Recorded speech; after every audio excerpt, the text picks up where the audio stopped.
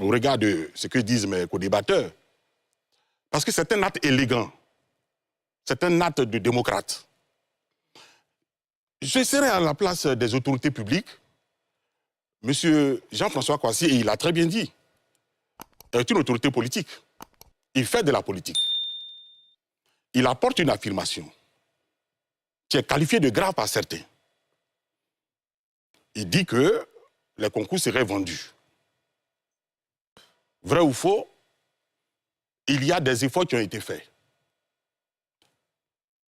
Il reviendrait, comme je le dis, au ministère mis en cause d'apporter des éléments d'information au public et à M. Jean-François Kouassi.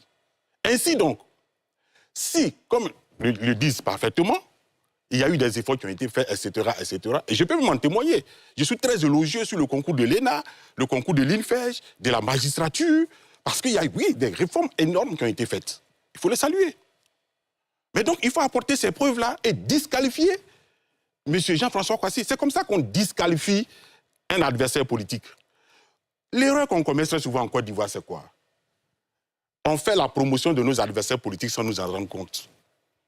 Les poursuites judiciaires qui ont été lancées au début de la carrière de M. Alassane Ouattara ont fait de lui président de la République. Toutes les poursuites judiciaires contre M. Laurent Gbagbo, depuis les années 80 jusqu'aux années 90, ont fait de lui président de la République. Ce sont des maladresses.